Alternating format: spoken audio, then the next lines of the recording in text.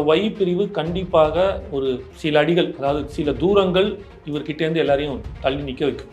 அது அவருக்கு ஏற்றுக்கூடிய மனப்பான்மை இருக்குமான்னு எனக்கு தெரியல. அவர் அப்படிப்பட்ட ஆள் இல்லை.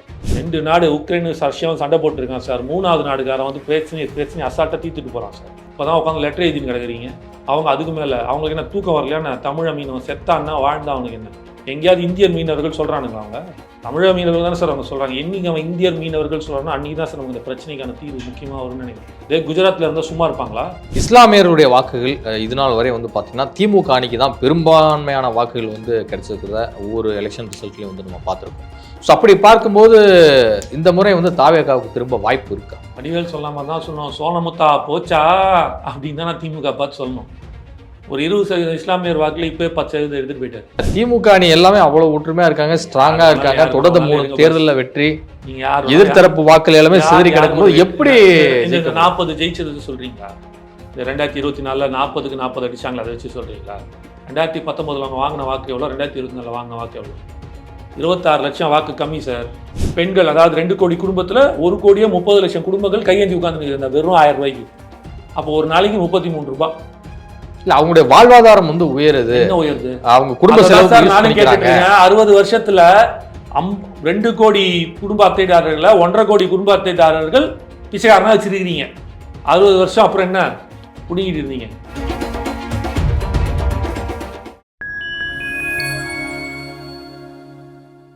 ஃபைன் டைம் வாய்ஸ் நேயர்களுக்கு வணக்கம். நான் உங்கள் சங்கீத். நம்ம சிறப்பு நிகழ்ச்சியில் நம்மோடு இணைந்திருக்கிறார் தமிழ்நாடு இளைஞர் கட்சியின் மாநில துணைத் தலைவர் மதிப்பிற்குரிய திரு காமேஷ் அவர்கள். வணக்கம். வணக்கம் பிரதர். விஜய் அவர்களுக்கு ஒய் பிரிவு பாதுகாப்பு வழங்கியிருக்கு மத்திய உள்துறை அமைச்சகம். இதற்கான கடிதத்தை வந்து தமிழ்நாடு டிஜிபியிடம் வந்து கொடுத்துருக்காங்க. 14ஆம் தேதி இதற்கான ஒரு ஆலோசனை கூட்டம் வந்து நடைபெற இருக்கு. விஜய் வந்து பேச இருக்காருன்னு நினைக்கிறேன். ஸோ அப்படி பார்க்குறப்ப எந்த மாதிரியான ஒரு முடிவை எடுக்க போறாரு, பரிசீலிப்பார்? விஜய் சாரை கேட்க வேண்டிய கேள்வியெல்லாம் என்ன வந்து கேட்டிங்கன்னா நான் பதில் சொல்கிறது. புதியானந்த நினைக்கே தெரியாது இது என்னவா இருக்க போகுதுன்னு. எனக்கு தெரிஞ்சு அவர் ஏற்றுக்க மாட்டாருன்னு தான் நான் நினைக்கிறேன். எனக்கு தெரிஞ்சு, இது என்னோட பர்சனல், எனக்கு தெரிஞ்சு. ஏன்னா அவர் வந்து ரொம்ப காமான மேனாக இருந்தாலும் மக்களோட இருக்கணும்னு ஆசைப்படுறாரு. ரிலேட்டடாக இவருக்கு ஆப்போசிட்டாக ஒருத்தர் இருக்கிறார் அஜித் சார். அவர் ரொம்ப லோன்லியான ஆள். அவர் கூட்டம் சேர்ந்தால் பிடிக்காது, டக்குன்னு வெளில வர பிடிக்காது. அவர் ஒரு அலூஃபான கேரக்டர் சொல்லுவாங்க, ஒரு இன்ட்ரோவர்ட் அப்படிம்பாங்க. இவர் வந்து ஒரு மாதிரியான இன்ட்ரோவர்ட் தான். But still he likes people.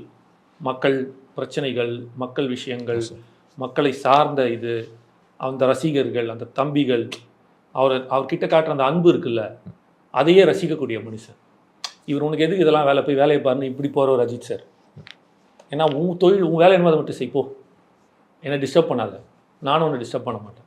நமக்கான நேரம் இதில் வரும்போது பார்த்தா போதும் ஸ்க்ரீனில் அப்படின்னு போகிறவர். ஆனால் இவர் அப்படி கிடையாது.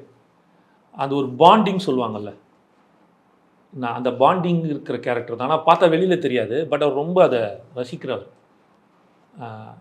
அப்படி இருக்குன்ற போது இந்த ஒய் பிரிவு கண்டிப்பாக ஒரு சில அடிகள், அதாவது சில தூரங்கள் இவர்கிட்டேருந்து எல்லாரையும் தள்ளி நிற்க வைக்கும். அது அவருக்கு ஏற்றுக்கூடிய மனப்பான்மை இருக்குமான்னு எனக்கு தெரியல. அவர் அப்படிப்பட்ட ஆள் இல்லை. அவரு ரொம்ப பேச மாட்டார், ஆனால் அவர் கூட எல்லாரும் நிறையா பேசணும்னு ஆசைப்படுவார். அந்த பேசுகிறத கேட்கணும்னு ரொம்ப ஆசைப்படுவார். நிறையா விஷயங்கள் கிராஸ்பிங் பவர் உள்ள மனுஷன் அவர். ஸோ 2 பேருமே 2 விதமான கேரக்டர்ஸ் தான். பட் ஸ்டில் மேபி அஜித் சாருக்கு இந்த மாதிரி கொடுத்துருந்தா கூட அவர் தேவையில்லாத இதுதான். அவர் ஏன் கொண்டு வரோன்றது இந்த கேள்விக்கு சம்மந்தம் இல்லை. சும்மா ஒரு கம்பேரிசனுக்காக வைக்கிறேன். அப்படிப்பட்ட ஒரு மனுஷன் ஏற்றுப்பாரான்னு தெரியல. அப்படியே ஒரு வேளை ஏற்றுக்கிட்டாலும் பல நாட்கள் நீடிக்கிறதுக்கான வாய்ப்புகள் ரொம்ப ரொம்ப கம்மி தான். ஏன்னா he will feel something aloof. அந்த ஒரு இதை கிரியேட் பார்க்கும்போது அவர் நிச்சயமாக இது வேண்டாம் அப்படின்னு சொல்லிட்டு அவரே இப்போ இல்லைனாலும் பிற்காலத்தில் எழுதி கொடுக்கறதுக்கான வாய்ப்பு இருக்குன்னு என்னோட தனிப்பட்ட கருத்தாக நான் சொல்கிறேன். இது வேற தாவேக்கா சம்மந்தமாக இல்லை, தமிழ்நாடு இளைஞர் கட்சி தாயிக்காவோட என்னோட தனிப்பட்ட கருத்து. சரிங்களா? அதிமுக கூட்டணியில் சேர நடிகர் விஜய்க்கு வந்து நெருக்கடி தரப்படுகிறது அப்படின்னு சொல்லி ஒரு நாளிதழ் வந்து செய்தி வெளியிட்டு இருக்காங்க. இதை எப்படி பார்க்குறீங்க? கிட்டத்தட்ட ஒரு கார்ட்டூனே ரொம்ப ஒரு இலையை வந்து இது பண்ணி விஜயை கேலி சித்திரம் போட்டு வந்திருக்காங்க. அந்த செய்தித்தாள்லாம் வந்து இருக்கான்றதே தெரியாத அளவில் இருந்துட்டு ஓடிட்டு இருந்துச்சு. நேற்று அவர் கிட்டத்தட்ட ஒரு 4 மாதம் முன்னாடி 3-4 மாதம் முன்னாடி பரபரப்பாக ஒன்று போட்டிருந்தாங்க. அதிமுகவுடன் இது பேசப்பட்டது, கூட்டணி பேசப்பட்டது, இவர்களுக்கு இப்படி அவர்களுக்கு அப்படின்ட்டு.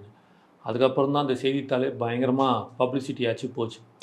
ஸோ அன்றைக்கின்னு பார்த்து தான் எனக்கு இது விசாரித்த வரைக்கும் பார்த்தா அன்றைக்கின்னு பார்த்து தான் அன்றைக்கும் அதாவது அந்த போட்ட அன்னிலன்னா சர்க்குலேஷனே ஜாஸ்தி ஆரம்பிச்சிதுன்னு சொன்னாங்க. 1000ல் போனது லட்சத்தில் போச்சுன்ற மாதிரி கேள்விப்பட்டேன். எந்தளவுக்கு உண்மை நமக்கு தெரியாது, பட் கேள்விப்பட்டது இப்படி தான் சொல்லிட்டு இருந்தாங்க. அதை தான் நான் எடுத்து வைக்கிறேன். மறுபடியும் சொல்கிறேன், இது எந்த அளவுக்கு உண்மைன்னு தெரியாது.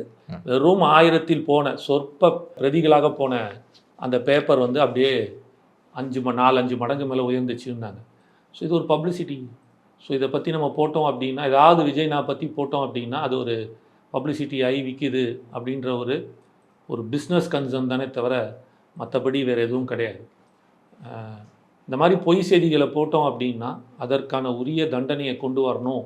நான் இப்போ தான் சொன்னேன் உங்ககிட்ட, ஒரு திருக்குறளோட இதையே எடுத்து வச்சேன். நான் வள்ளுவன் சொன்ன இதே பொய் செய்திகளை கொண்டு வந்து வச்சோம் அப்படின்னா அதை தட்டி கேட்குற இடத்துல ஒரு மேனேஜ்மெண்ட் கொண்டு வரணும். ஸோ நான் வந்து ப்ரெஸ்ஸில் இருக்கேன், என்ன வேணாலும் போடுவேன், எப்படி வேணாலும் பேசுவேன்றது இருக்கக்கூடாது.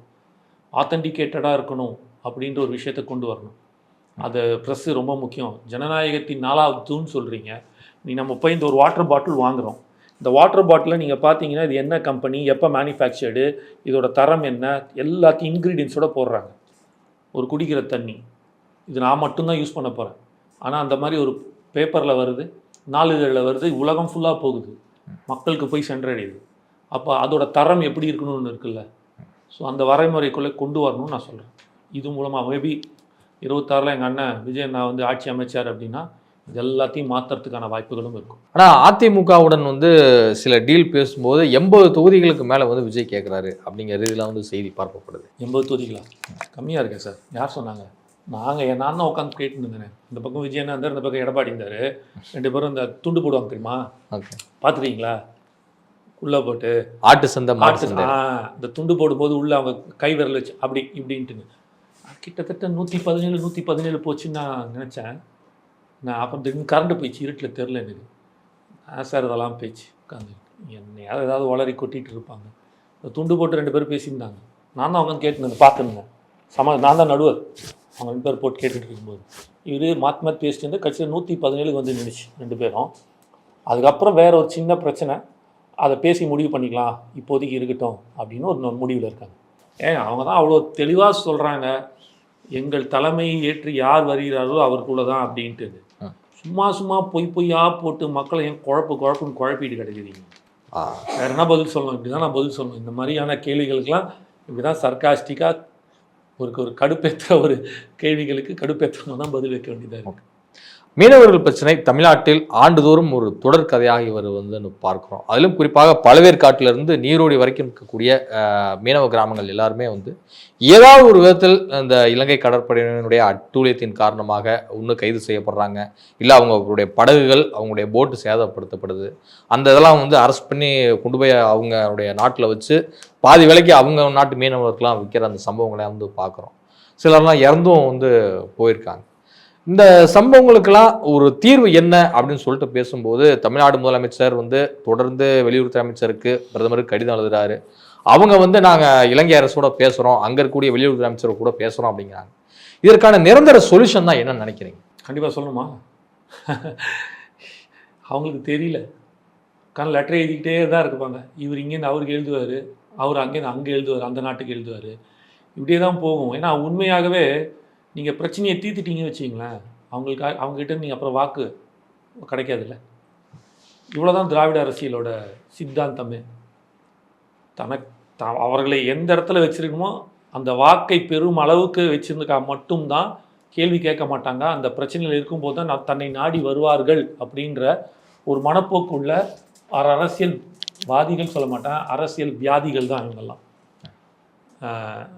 ரொம்ப கோபமான, அதான் சொல்கிறேனே, சில சமயம் நம்ம வார்த்தைகள் தடிச்சிடக்கூடாதுன்றது தான் ரொம்ப கண்ட்ரோல்டாக பேசுகிறாங்க. இவங்களெல்லாம் 60 வருஷம் ஆச்சு சார். என்ன சார் பிடுங்கிட்டு இருக்கீங்க? இன்னுமா சார் மீனவ பிரச்சனை தீர்க்க முடியல உங்களால்? ஏன்னா ஊரில் உலகத்திலே தீர்க்க முடியாத ஒரு பிரச்சனையா? 2 நாடு உக்ரைன் ரஷ்யாவும் சண்டை போட்டுருக்கான் சார். 3வது நாடுகாரன் வந்து பிரச்சனை அசால்ட்டாக தீர்த்துட்டு போகிறான் சார். சம்பந்தமே இல்லாதவன் போர் நிறுத்தம் சொல்லியிருக்கேன், அசால்ட்டாக தீர்த்துட்டான் சார். 2 பேருக்குள்ள உடன்படிக்கை கொண்டு வந்துட்டான். 2 ஒரே ஒரு மதத்தை சேர்ந்தவர்கள், ஆனால் 2 பேருக்குள்ள அவ்வளோ பிரச்சனை ஓடிட்டு இருக்கு. இஸ்ரேலுக்கும் ஈரானுக்கும், இஸ்ரேலுக்கும் காசாவுக்கும் நடக்குது. பேசி தீர்த்துட்டாங்க. 3வது மனுஷனால தீர்க்க முடியுது. உங்கள் வீட்டு நம்ம வீட்டு பிரச்சனை நம்மளால் தீர்க்க முடியலாம். வெக்கக்கேடு இல்லை உங்களுக்குலாம்? அசிங்கமாக இல்லை உங்களுக்கு? இப்போ தான் உட்காந்து லெட்டர் எழுதின்னு கிடக்குறீங்க. அவங்க அதுக்கு மேலே அவங்களுக்கு என்ன தூக்கம் வரலையா? நான் தமிழ மீனவன் செத்தான்னா வாழ்ந்தா அவனுக்கு என்ன? எங்கேயாவது இந்தியர் மீனவர்கள் சொல்கிறானுங்களா? அவங்க தமிழக மீனவர்கள் தானே சார் அவங்க சொல்கிறாங்க. என்றைக்கு அவன் இந்தியர் மீனவர்கள் சொல்கிறாங்கன்னா அன்றைக்கி தான் சார் நமக்கு இந்த பிரச்சனைக்கான தீர்வு முக்கியமாக வரும்னு நினைக்கிறேன். இதே குஜராத்தில் இருந்தால் சும்மா இருப்பாங்களா? ஏன் குஜராத்தில் இந்த மாதிரி பிரச்சனை வர மாட்டேங்குது? அங்கே கூட தான் பாகிஸ்தான் பார்டர் வருது சார். வருதா இல்லையா? குஜராத்தோட வருது இல்லை? அங்கெல்லாம் எந்த பிரச்சனையுமே இல்லையே. ஏன் அவங்களுக்கு வர மாட்டேங்குது? மகாராஷ்டிராலையும் கடல் சார்ந்தது தானே. அங்கெல்லாம் ஏன் எல்லை பிரச்சனைகள்லாம் வருது இல்லை? ஏன் தமிழ்நாட்டுக்கு மட்டும் வருது? என்ன காரணம்? ஏன் தமிழக மீனவர்கள் மட்டும் நடக்குது? ஏன்னா அவர்கள்லாம் இந்திய மீனவர்கள், நம்ம மட்டும் தமிழக மீனவர்கள். அதானே உங்கள் பிரச்சனை. அப்படிதானே பார்க்குறீங்க நீங்கள்? இது இந்திய மீனவர்களெல்லாம் பார்த்துருந்தீங்கன்னா இத்தனை இந்த பிரச்சனைக்கு சொல்யூஷன் கொண்டு வந்திருக்கலாம் சார். மிகப்பெரிய நெருக்கடியில் இருந்துச்சு ஸ்ரீலங்கா. என்ன பண்ணிருக்கணும்? அந்த நெருக்கடி போது யார் ஆட்சியில் இருந்தாங்க? 3 வருஷத்துக்கு முன்னாடி திமுக இருந்துச்சு. என்ன பண்ணிருக்கணும்? அடுத்த நிமிஷம் மோடிஜியை போய் பார்த்துட்டு மோடி கிட்ட போயிட்டு, ஐயா இவ்வளோ பெரிய பிரச்சனையில் இருக்காங்க, நம்ம ஒரு 1000 கோடி கொடுப்போம், அந்த பிரச்சனையை தீர்ப்போம். அந்த பிரச்சனை இப்போ நீங்கள் கேட்ட சொல்யூஷனுக்கு நான் சொல்கிறேன், பிரச்சனையை தீர்ப்போம், 1000 கோடி கொடுப்போம் அவங்களுக்கு. அந்த நாட்டோட பொருளாதார நெருக்கடி, எவ்வளோ பெட்ரோல் விலை வித்துச்சு? 400 ரூபாய் ஒரு லிட்டர். மக்கள்லாம் ரோட்டில் பஞ்சத்துக்கும் இதுக்கும் ஒரு அந்த லெவலுக்கு போச்சா இல்லையா அந்த நாடு? அப்படி இருந்தபோது இப்போ என்ன பண்ணிருக்கணும்? போயிட்டு 1000 கோடி பணத்தை கொடுத்துருக்கணும். கொடுத்துட்டு எனக்கு இம்மிடியட்டாக பிரச்சனையை தீர்த்து கொடுங்கன்னா அங்கே ட்ரீட்டி சைன் பண்ணியிருக்கணும். என் மீனவர்கள் கச்சத்தீவு வரைக்கும் வருவான், காமன், நீயும் யூஸ் பண்ணு நானும் யூஸ் பண்ணுவேன், எந்த பிரச்சனையும் கிடையாது. கொண்டு வந்துருக்கணும்ல. ஏன் வரல நீங்கள்? கொண்டு வந்து இந்த பிரச்சனையை தீர்த்துட்டா நாளைக்கு உங்களுக்கு ஓட்டு விழாது. இதை வச்சு அரசியல் பண்ணி உங்களுக்கு வாக்களித்து உங்களை வந்து இது பண்ண முடியாது. இப்படிப்பட்ட ஜென்மத்தில் தானே இருக்கீங்க நீங்கள்லாம். அப்புறம் எங்கேருந்து உங்கள் தீர்வை கொண்டு வருது? ரொம்ப சிம்பிள் சார். ஒரே ஒரு விஷயம், நீங்கள் அவ்வளோ தூரம் கூட போகணும் சார். தமிழ்நாடே பேசிடலாம். நம்ம ஊரில் மஞ்சள் விற்கிது தெரியுமா? ஈரோடு. ஆமாம். அந்த மஞ்சள் கிலோ 50 ரூபாய்க்கு வாங்க, 100 ரூபாய்க்கு வாங்க ஆள் இல்லை. 60 ரூபாய்க்கு வாங்க இங்கே ஆள் கிடையாது. அந்த மஞ்சளை விவசாயிக்கிட்டேருந்து. ஸ்ரீலங்காவில் எவ்வளோ தெரியுமா ஒரு கிலோ மஞ்சள்? 600 ரூபா. இப்போ எவ்வளோன்னு எக்ஸாக்டாக தெரியல. சில நாட்களுக்கு முன்னாடி அந்த பிரச்சனை எக்கனாமிக் கிரைசிஸ் இருக்கப்போ, அந்த கிரைசிஸ் போது இல்லை, கிரைசிஸ் இல்லாத போது அங்கே ஏதோ மருந்துக்காக யூஸ் பண்ணுறாங்க. அவங்க அங்கே ஆயுர்வேதாஸ் நிறையா இருக்குதுன்னு நினைக்கிறேன். புத்தர்கள் அந்த மருந்துக்கு நிறைய யூஸ் பண்ணுறாங்க போல இருக்கு அந்த மஞ்சள். அதனால அது கிருமி நாசினி அந்த மஞ்சள். அது அந்த கிருமி நாசினிகளை ஒழிக்க தான் நாங்களும் மஞ்சள் கலரில், எங்கள் கட்சி கலரே மஞ்சள் கலர், அதனால தான் நாங்கள் வச்சுருக்கோம். சும்மா வைக்கல மஞ்சள். நாங்கள் மஞ்சள் கருப்பு காரணம் திராவிடன் என்ற அடையாளத்தையும் உங்களை போன்ற கிருமிகளையும் மங்களகரமாக நடக்கணுன்றதுக்கு தான் அந்த மஞ்சளே வச்சோம். நாங்கள் மஞ்சளும் கருப்பையும் தொன்மை, அதுக்கு ஒரு பாரம்பரியம் இருக்குது அந்த மஞ்சளுக்கு. அதுக்காக தான் அந்த கலரை கொண்டு வந்தோம் நாங்கள். இந்த திருட்டு திராவிட அரசியலே ஒழிக்கணும், ஒரு நேர்மையான அரசியலை கொண்டு வரணும், இளைஞர் அரசியல் எடுக்கணும் தான் அந்த மஞ்சள். சரி, நான் டாபிக்குள்ளே வரேன், வந்துட்டேன், சாரி. 600 ரூபா சார் அங்கே கிலோ. கவர்மெண்ட்டோட ட்ரீட்டி போட்டுருந்தீங்க வச்சுங்க, நான் 100 ரூபாய்க்கு தரேன். சிம்பிள். எவ்வளவோ இஷ்யூஸ் இருக்குது அவங்களுக்கு. அத்தியாவசிய பொருட்கள், சாப்பாடு. ஆனால் ஏதோ அமிச்சாங்க அந்த டைமில், ஏதோ ஒரு கப்பல் ஃபுல்லாக சில பொருட்கள்லாம் தமிழ்நாடு கவர்மெண்ட் அமிச்சது, நான் அனுப்பலன்னு சொல்ல. ஆனால் அதை சந்தர்ப்பமாக மாற்றிக்கொண்டு அதன் மூலமாக நீங்கள் கேட்ட தீர்வை கொண்டு வந்திருக்கலாம். கொண்டு வரல, கொண்டு வர மாட்டாங்க. 60 வருஷம் இல்லை, இன்னும் 60 வருஷம்னாலும் செய்ய மாட்டாங்க. ஏன்னா அப்போ தான் அந்த மீனவர்கள் அந்த ஏழையாகவே வச்சு பிரச்சனையிலே வச்சா மட்டும்தான் அவர்களுக்கு அந்த வாக்கரசியல் வருன்றதுல அவங்க தெளிவாக இருக்காங்க. இப்போ கடலூரில் தாவேகா சார்பில் விஜய் அவர்கள் நிச்சயமாக ஒரு பெரிய போராட்டத்தை மீனவ மக்களுக்காக முன்னெடுப்பார் அப்படிங்கிறதுல ஒரு பேச்சு அடிபடுது. விஜயால் இந்த ஒட்டுமொத்தமாக இந்த பிரச்சனைக்கு ஒரு சொல்யூஷனை கொடுத்துரும். கண்டிப்பாக கொடுக்க முடியும். ஏன்னா எண்ணம் இருக்குது, குணம் இருக்குது, மனம் இருக்குது, நேர்மை இருக்குது. மக்களுக்கு ஏதாவது செய்யணும் அப்படின்ற ஒரு கடமை உணர்வு இருக்குது அவர்கிட்ட. இதெல்லாம் பார்க்கும்போது நிச்சயம் அவர் செய்வார்.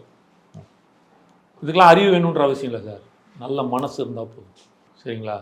அதனால தான் இந்தியாவே ஆளணும், நாட்டையே ஆளுனா கூட கான்ஸ்டியூஷனில் அம்பேத்கர் எழுதும்போது நீ இதை படித்தவன் தான் நாட்டை ஆளணும்னு வைக்கிற. மக்களுக்கும் சமுதாயத்துக்கும் சேவை மனப்பான்மை உள்ள ஒரு நேர்மையான மனிதன் இருந்தால் போதும் தான் வைக்கிறாங்க. மற்ற எல்லா துறைக்கும் படிச்சுட்டு வரணும். சாதாரண ஒரு ஒரு ஒரு ஒரு ஒரு ஆஃபீஸ் பாயாக ஒரு கவர்மெண்ட் ஆஃபீஸில் போய் சேர ஒரு கலெக்டர் ஆஃபீஸில் இருந்தாலும் அவர் மினிமம் 10வது படிச்சிருக்கணும். ஜெராக்ஸ் எடுக்கிறதுக்கு காஃபி டீ வாங்கிட்டு வர போகிறார், அவ்வளோதான் அந்த பையனோட வேலை. மக்களுக்காக, என் நாட்டுக்காக, என் சமுதாயத்துக்காக, அந்த முன்னேற்றத்துக்காக நேர்மையான்ற அந்த ஒரு நேர்மைன்ற ஒரு தகுதி, உண்மைன்ற அந்த படிப்பு மட்டும் இருந்தால் போதும், குணம் இருந்தால் போதும், நீ நாட்டுக்கே வரலாம். 100% விஜயன் நான் கண்டிப்பாக இதற்கு ஒரு தீர்வை கொடுக்கறதுக்கான வழிவகை செய்வார்.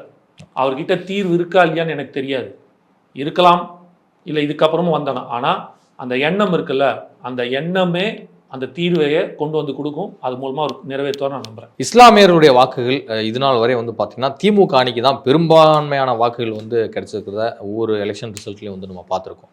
ஸோ அப்படி பார்க்கும்போது இந்த முறை வந்து தாவேகாவுக்கு திரும்ப வாய்ப்பு இருக்கா? வடிவேல் சொல்லாம தான் சொன்னோம், சோனமுத்தா போச்சா அப்படின்னு தான் நான் திமுக பார்த்து சொல்லணும். ஒரு 20% இஸ்லாமியர் வாக்குல இப்போ 10% எடுத்துட்டு போயிட்டார் இஃப்தார் நோம்புக்கு அப்புறம். இல்ல ஏற்கனவே நீங்க என்னோட இன்டர்வியூல சொல்லியிருக்கீங்க 15% ஓட்டு வந்து விஜய் அவர்களுக்கு இருக்கு அப்படிங்கிற வாக்குகளை நான் சொன்னது இஸ்லாமியர் வாக்கு, நீங்க சொன்னதுக்காக சொல்ல வரேன், புரியுதுங்களா? இஸ்லாமியர் வாக்குகள் 20% இன்னைக்கு. அதுல 20% கிட்டத்தட்ட அதிமுக தான் வந்து பாஜகவுக்கு நாங்கள் தான் மதசார்பற்றன்னு ஊரை ஏமாத்திட்டு வாங்கிட்டு இருந்தாங்க. திமுக தான் சொல்கிறேன், மதசார்பற்ற கூட்டணிப்பாங்க. அதை வேணால் ஒரு நாள் டிஸ்கஸ் பண்ணுவோம். யாராவது ஒருத்தர் அவங்க ஆட்களை வர வைங்க, மதசார்பற்றவங்க கூட்டணி இல்லையான்றதை நம்ம பேசுவோம் உட்காந்ததை என்னன்றதை. நான் எடுத்து வைக்கிற பாயிண்ட்டுங்களை பதில் சொல்லுங்கள், பேசுவோம். அது அடுத்த விஷயம். அந்த டாப்பிக்குள்ளே போல நம்ம வந்து மற்றவங்கள மாதிரி ஒரு கேள்வி கேட்டால் நான் அப்படியே சுற்றுறாள் இல்லை, ஸ்ட்ரெயிட் டு த பாயிண்ட் தான். நம்மக்கிட்ட கேள்விக்கு பதில் இருக்குது.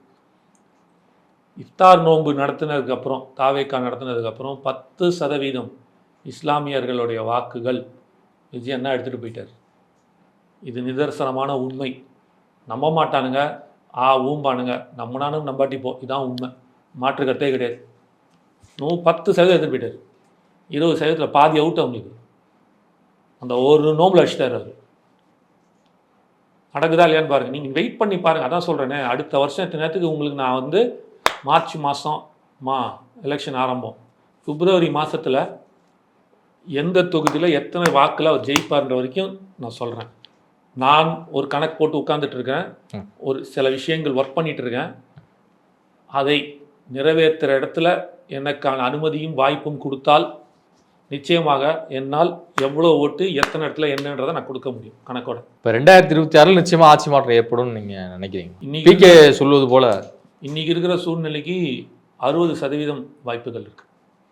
உண்மையை பேசுவோம், 60% வாய்ப்புகள். இல்லை, திமுக அணி எல்லாமே அவ்வளோ ஒற்றுமையாக இருக்காங்க, ஸ்ட்ராங்காக இருக்காங்க. தொடர்ந்து 3 தேர்தலில் வெற்றி, நீங்கள் யார் எதிர்த்தரப்பு வாக்குகள் எல்லாமே சிதறி கிடக்கும்போது எப்படி 40 ஜெயிச்சது சொல்கிறீங்களா?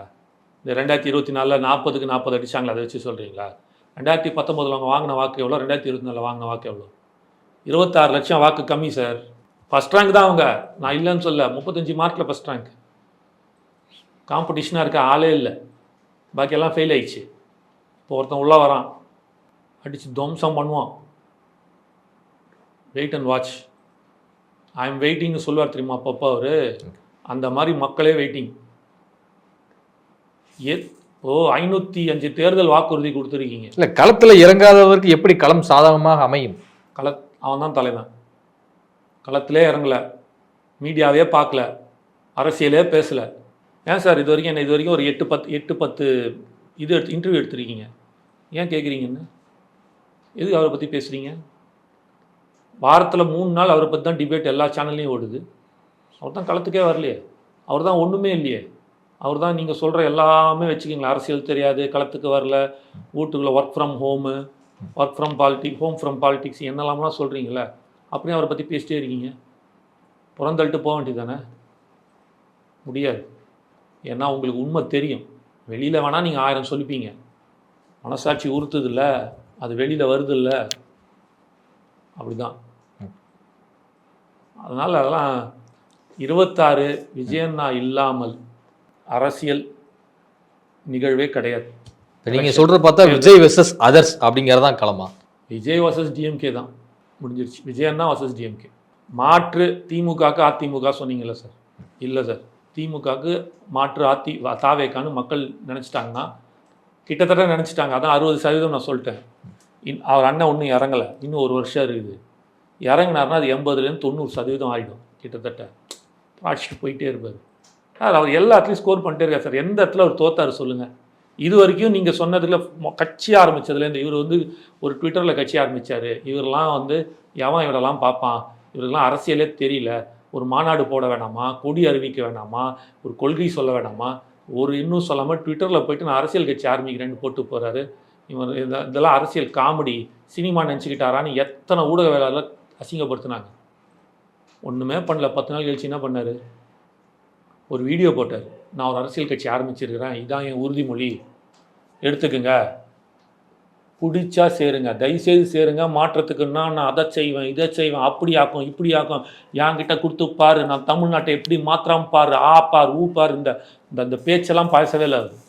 புரியுதா? நான் ஒரு பெரிய ஒரு திட்டத்தோடு இருக்கேன், தமிழகத்தையே உலகத்தின் முதல் மாநிலமாக மாற்ற போகிறேன் அப்படின்னு இந்த அல்வா பேச்செல்லாம் எதுவுமே கொடுக்கல. நான் ஒரு கட்சியை ஆரம்பிச்சிருக்கேன், இதில் உறுதிமொழி இருக்குது, படித்து பாருங்கள், பிடிச்சா சேருங்க, அவ்வளோதான் சொன்னார். 1 கோடி பேர் சேர்ந்தான். 1 கோடி பேர் சேர்ந்தானா இல்லையா? அதுவும் தமிழ்நாட்டில் இருக்கிறவங்க தான் சேர்ந்தான். அதுவும் வாக்காளர்களால் மட்டும்தான் சேர முடியும். உடனே சொல்லுவாங்க, சார் ஸ்கூல் பசங்களாம் அவருக்கு ஃபேன்ஸு சார், அவங்கெல்லாம் சேர்ந்துருப்பாங்கன்னு உடனே எங்கள் உருட்டுவானுங்க. சார் உலகம் ஃபுல்லாக இருக்காங்க ஃபேன்ஸு, யாவனுமே கிடையாது. பக்கத்தில் இருக்கிற கேரளா ஸ்டேட்டு கூட உள்ளே கிடையாது. போட்டுருந்தா அது ஒரு 2 கோடி உள்ள, இன்னொரு 1 கோடி உள்ளே வந்துருக்கும் அவருக்கு. ஒரு ஸ்டேட்டுக்கு 1 கோடி உள்ளே வந்துருக்கும் அவருக்கு. தமிழ்நாட்டை மட்டும்தான் எடுத்தார் அவர். தமிழ்நாட்டை மட்டும் எடுத்ததுக்கே 1 கோடி அவருக்கு. அவர் அந்த மாதிரி வீடியோ போட்டு 1 கோடி பேர் சேரும்போது கொடி அறிவிச்சாரா? மாநாடு நடத்திட்டாரா? கொள்கை சொன்னாரா? கொள்கை தலைவர் சொன்னாரா? என்ன எடுக்க போகிறோம் ஸ்டாண்டுன்னு சொன்னாரா? யார் எதிரி, யாரை நோக்கி அரசியல், எதுவுமே பேசல அவர். என்ன பண்ணார்? ஒரே ஒரு விஷயந்தான், கட்சி ஆரம்பித்தார். கட்சியோட பேர் மட்டும்தான் சொன்னார், தமிழக வெற்றி கழகம்ட்டு. 1 கோடி பேர் சேர்ந்தான். எப்படி சேர்ந்தான்? ஏன் சேர்ந்தான்? அதுதான் சொன்னேன். அரசியல் கட்சி ஆரம்பித்தா அன்றைக்கே 15% வாக்குகளோட வந்த ஒரே தலைமை சமீப காலத்தில் எனக்கு தெரிஞ்ச வரைக்கும். ஏன்னா எம்ஜிஆர் காலத்தில் நான் இல்லை, பிறக்கல, நான்லாம் எனக்கு தெரியாது. சரியா? வந்தவர் அவர் அப்படின்றத வச்சேன். அந்த பாயிண்டில் நீங்கள் எடுக்கும்போது மக்கள் மாற்றத்துக்கு டெஃபினட்டாக இருக்காங்க. இப்போ அதனால தான் சொன்னேன், 1 கோடி பேர் உள்ளே வந்துட்டான். சரி, எத்தனை எம்எல்ஏக்கள் வந்து சட்டமன்றத்துக்கு உள்ளே போவாங்கன்னு நினைக்கிறீங்க? தாவேகா சார் தனித்து போட்டியிட்டு, அது இனிமேல் தான் தெரியும். இல்லை, தனித்து போட்டியிடுவது தான் தாவேகாவிற்கு நல்லதுன்னு சொல்றாரு பிகே. ஸோ பிகே சொல்ற ஸ்ட்ராட்டஜி நீங்க ஒர்க் அவுட் ஆகுமா? தமிழ்நாட்டை பொறுத்த வரைக்கும் எல்லா கட்சிகளுமே வந்து தங்கள் கூட கூட்டணி வச்சாதான் வந்து ஒரு வெற்றியை ஈட்ட முடியும் அப்படிங்கிற ஒரு சுச்சுவேஷன்ல இருக்கும்போது பிகே வந்து ஒரு தப்பான ஒரு ஸ்ட்ராட்டஜி வந்து விஜய்க்கு சொல்றாரு அப்படின்னு சொல்லிட்டு பல குற்றச்சாட்டுகள் முன்வைக்கப்படுது. எத்தனை எம்எல்ஏக்கள் கேட்டீங்களா? அதான கேள்வி. 120 பேர் குறையாது. மினிமம் 120, மேக்ஸிமம் எவ்வளோன்றது தெரியல. ஆட்சியே பிடிச்சிருக்காங்க. 120 எத்தனை எம்எல்ஏ? 117 எடுத்தாலே ஆட்சியை பிடிச்சிடலாம். அதை தான் சொல்றேன், அதை தான் சொல்லிட்டு இருக்கேன். 120 எம்எல்ஏ, நீங்க எத்தனை எம்எல்ஏ போவான்னு கேட்டீங்க. 120 எம்எல்ஏ கிடைக்கும், குறையாதுன்னு நான் சொல்றேன். மேக்ஸிமம் எவ்வளோன்னு தெரியாது. நம்ம எப்பவுமே ரொம்ப சாதாரண ஆட்களுங்க, மினிமம்லேயே நம்ம பேசுவோம். மேக்ஸிமம்லாம் அவங்க பார்த்துப்பாங்க. மினிமம்ல 120. இப்போ 234 வேட்பாளர் வந்து களமிறக்கும் திட்டம் வந்து ஸ்டார்ட் ஆயிடுச்சு. ஏங்க அவர் தாங்க தெளிவாக தாங்க பேசுகிறாரு. 46 நிமிஷம் 32 செகண்டு பேசியிருக்காரு மாநாட்டில். உலகமே திரும்பி பார்த்துருக்கு. ஒரு அச்சு அசல் ஒரு பிழை இல்லாமல் அப்படியே செதுக்கி வச்ச மாதிரி பேசியிருக்காரு ஒரு வார்த்தையும்.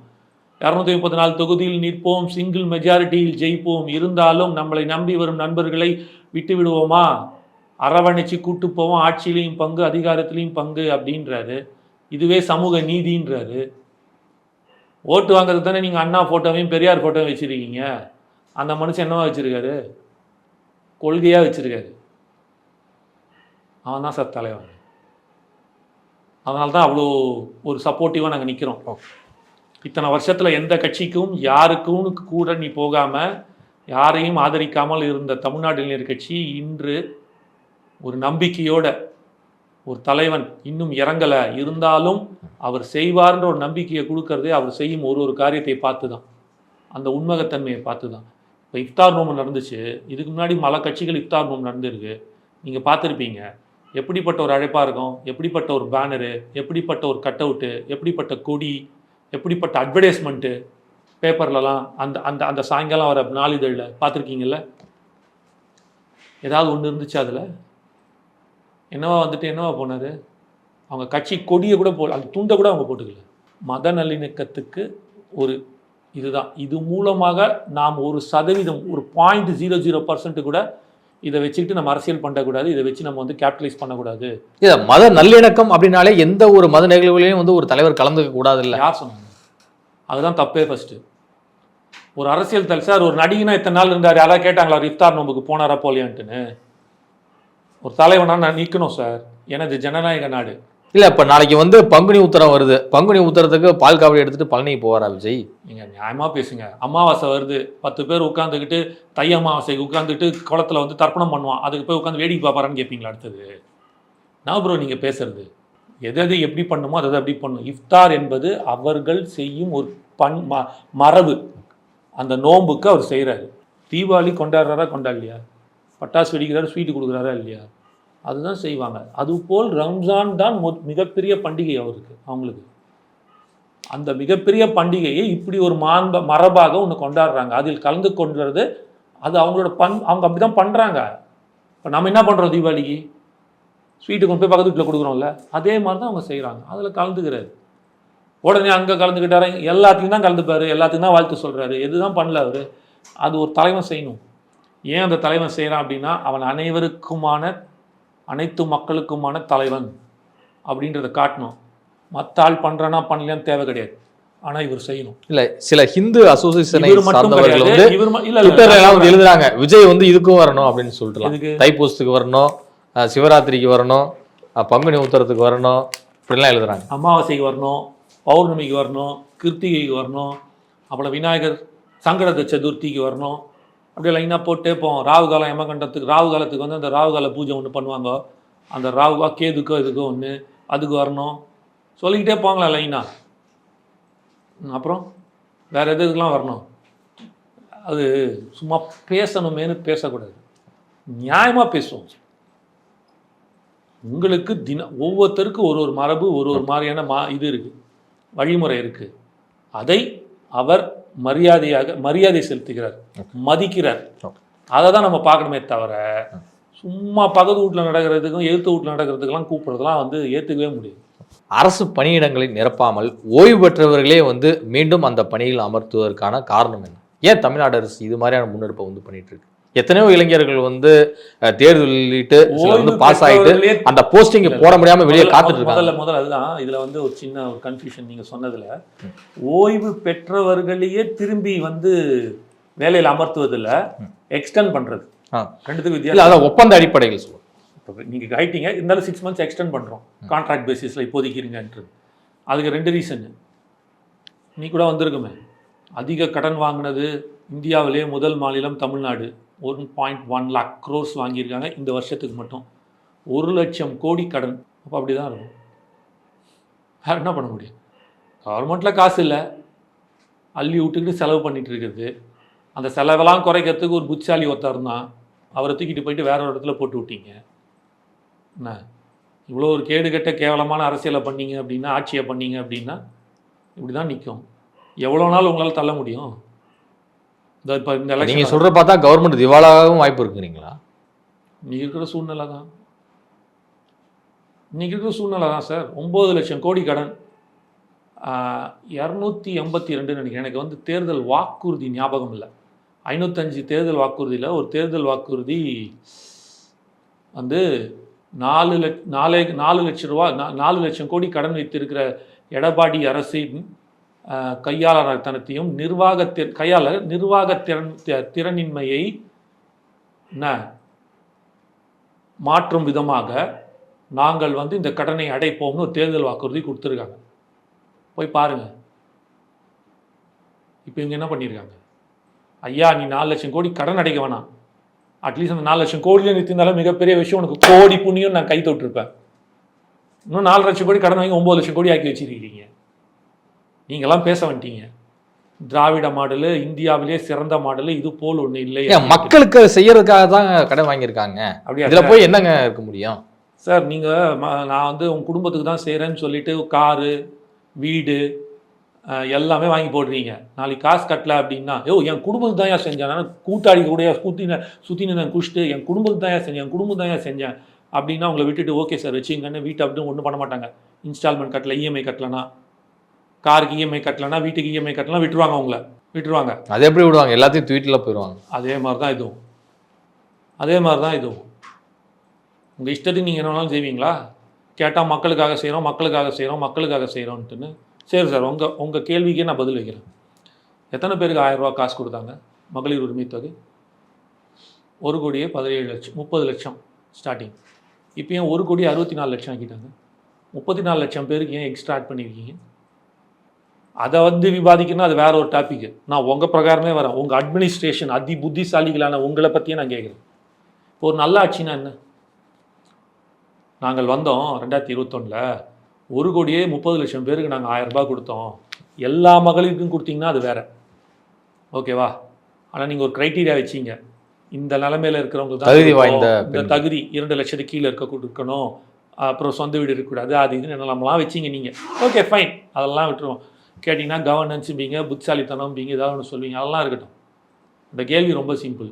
உங்களோட ஆட்சி சூப்பராக இருக்குது அப்படின்னா அந்த 1,30,00,000 1 கோடி ஆச்சு, 30,00,000 பேர் நாங்கள் வச்ச கிரைட்டீரியா வெளியில் வந்துட்டான் பாருங்க அப்படின்னா சூப்பர், கை தட்டலாம். எவ்வளோ எவ்வளோ ஒரு இந்த ஆட்சின்னு காட்டுதுன்னா 1,30,00,000 1,64,00,000 போயிடுச்சு. 34,00,000 பேர் பிச்சைக்காரனாகி இன்னும் வறுமை கோட்டுக்கு போயிட்டான் உங்கள் ஆட்சி லட்சணத்தில். நீங்கள் சொல்கிறீங்க மக்களுக்காக தான் செஞ்சோம், மக்களுக்காக தான் செலவு பண்ணோம், மக்களுக்காக தான் செலவு பண்ணோம் அப்படின்ட்டுன்னு. கடனையும் சிரிக்காதீங்க சார், சீரியஸான விஷயம், சிரிக்கக்கூடிய விஷயம் இல்லை, சிந்திக்கக்கூடிய விஷயம் இது. நான் சொல்வது உங்களுக்கு நகைச்சுவையாக இருக்கலாம், ஆனால் சிந்திங்க. கரெக்டு உங்களுக்கு புரியுது. என்னடா இவன் இலக்கணமாக இப்படி அடிக்கிறானே, ஏகத்தாளமாக அடித்து கிழிக்கிறானேன்ட்டுன்னு. சத்தியமான உண்மை தானே நான் சொல்கிறேன். நான் சொன்னது தவறு இருந்தால் நீங்கள் சொல்லுங்கள், நான் ஏற்றுக்கிறேன். ஒரு ஆட்சி என்பது என்ன? 1,34,00,000 பேருக்கு நீங்கள் கொடுத்தீங்க, அதுக்கு ஒரு க்ரைட்டீரியா வச்சுட்டீங்க. இப்போ 1,65,00,000 பேர் கொடுத்துருக்கீங்க. இன்னும் வருங்காலங்களில் மற்றவங்களுக்கும் போகும்னா அப்போ என்ன அர்த்தம்? ஏற்கனவே ஒரு நாளைக்கு அது 33 ரூபா தான், ஒன்றும் பெருசாக கிடையாது. அதுவே அசிங்கம். 60 வருஷம் ஆட்சியில் உங்களோட திராவிட மாடல் ஆட்சியில் திராவிட அரசியலில் ஒரு 1000 ரூபாய்க்கு கையேந்தி 2 கோடி பெண்கள், அதாவது 2 கோடி குடும்பத்தில் 1,30,00,000 குடும்பங்கள் கையேந்தி உட்காந்துருக்கு இந்த வெறும் 1000 ரூபாய்க்கு. அப்போ ஒரு நாளைக்கு 33 ரூபாய். இல்ல, அவங்களுடைய வாழ்வாதாரம் உயருது. என்ன உயருது? அவங்க குடும்ப செலவு. 60 வருஷத்துல 2 கோடி குடும்ப அட்டைதாரர்களை 1.5 கோடி குடும்ப அட்டைதாரர்கள் பிச்சைக்காரனா வச்சிருக்கிறீங்க. 60 வருஷம் அப்புறம் என்ன புடிங்கிட்டு இருந்தீங்க? அப்படிதான் கேட்க தோணுது சார். தயவுசெய்து மக்கள் மேலதான் அதான் சொல்றேன், பாவப்பட்ட ஜென்மம் மக்கள்லாம். நீங்க என்ன அர்த்தத்தில் வச்சிருக்கீங்கன்றது ரொம்ப தெளிவாக தெரியுது, புரிஞ்சுக்கங்க. அப்படிப்பட்ட இதெல்லாம் இல்லை. நீங்கள் உங்கள் நிர்வாக திறமை தான் சூப்பர்ன்றீங்களே, சரி அவங்களெல்லாம் விட்டுருங்க. 21 வந்தீங்கல்ல, எனக்கு இதுக்கு மட்டும் பதில் சொல்லுங்கள். 1,34,00,000 பேர், 1,60,00,000 பேர் ஏன் ஆச்சு? 64,00,000 பேர், 65,00,000 பேர் ஏன் ஆச்சு? 31,00,000 மக்கள் இறங்கணுமா கூடணுமா ஒரு நல்ல ஆட்சி இருந்தால்? இந்த 1000 ரூபா எது கொடுக்குறீங்க? வறுமை கோட்டு கீழே கொடுக்குறீங்க. அப்போ 33,00,000 பேர் உள்ளே வரனா இன்னும் வறுமை இருக்கான்னு தானே அர்த்தம். அதை தக்க வச்சிருந்தாலே பெரிய விஷயம்.